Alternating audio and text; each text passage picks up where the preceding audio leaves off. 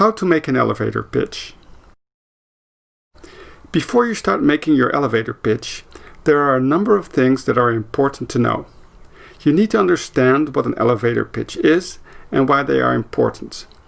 Also, you need to know how to write one. And to help you do that, it is a good idea to look at some examples and tips. What is an elevator pitch? An elevator pitch is a short presentation that usually is under 2 minutes in length.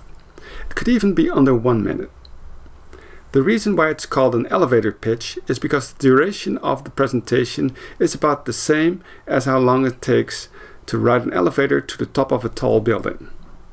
Another way in which the term elevator pitch could be explained is that it was based on the hypothetical situation that you could run into an important business executive while sharing an elevator, and that you would have the length of the ride to run your business idea by him or her.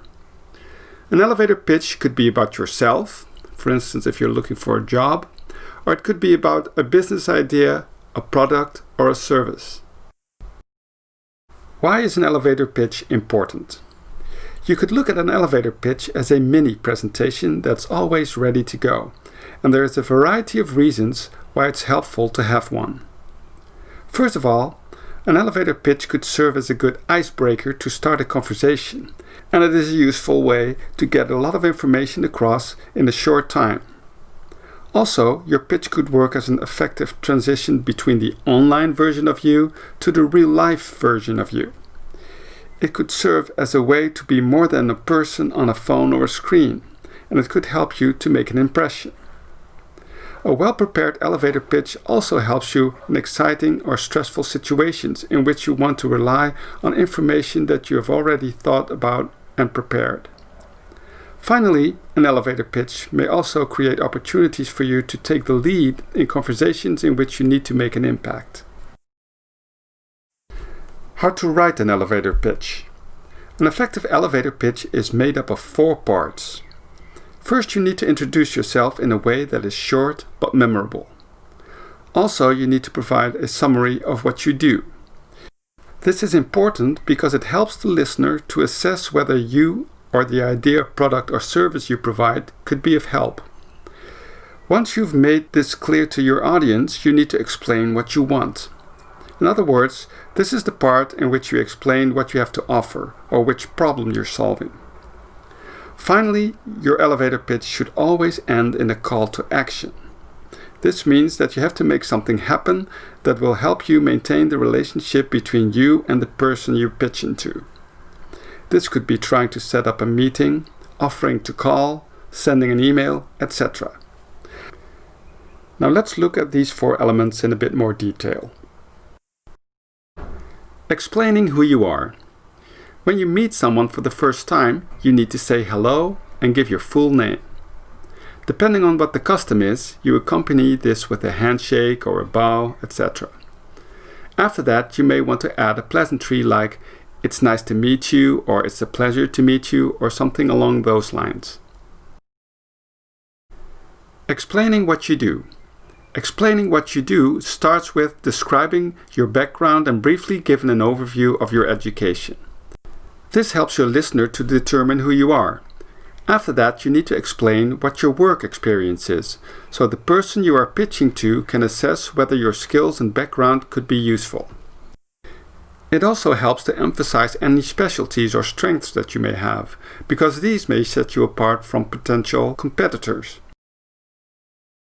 Here's an example of how to introduce yourself and explain what you do. Hi, my name is Huey. It's nice to meet you. I'm a PR manager with a special focus on overseeing successful initiative launches from beginning to end. Along with my 7 years of professional experience, I recently graduated with an MBA from Osaka University with a focus on consumer trust and retention.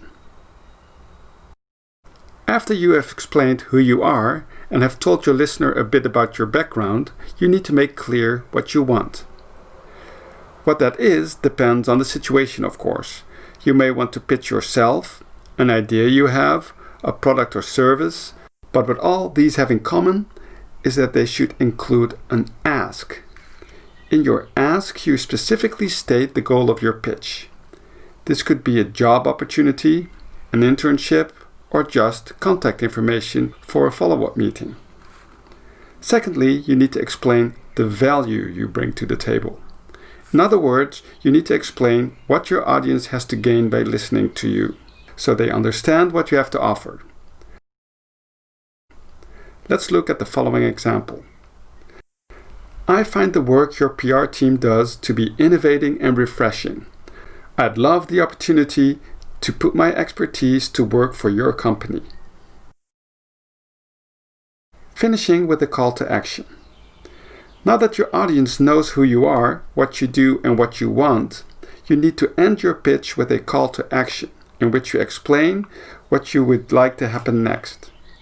This could be a request for setting up a meeting, getting the opportunity to express your interest in a job, etc. What is important is that you make something happen that will lead to further contact between you and the people you spoke to. If your request is agreed to, you need to thank your audience for their time and obtain their contact information. Be sure you end your conversation with a task-oriented goodbye. Like, "Thank you for your time. I will send you a follow-up email tonight. Have a great day." Here's another example. Would you mind if I set up a quick call next week for us to talk about any upcoming opportunities on your team? Elevator pitch tips. Of course, your elevator pitch has no value on paper. It needs to be presented orally so you can make an impression. In order to prepare your pitch, there are a number of things that you can do. First, it helps to read the pitch out loud to yourself to detect any mistakes and opportunities to say things more concisely. Also, you may want to ask a friend or family member to help you practice out loud so you can receive some feedback. This will give you the opportunity to polish and fine-tune your pitch. Finally, keep in mind that most people, when they get nervous, tend to speed up and start rushing through their speech. Just remember to keep your pitch short and concise, and then take your time and speak at a normal pace.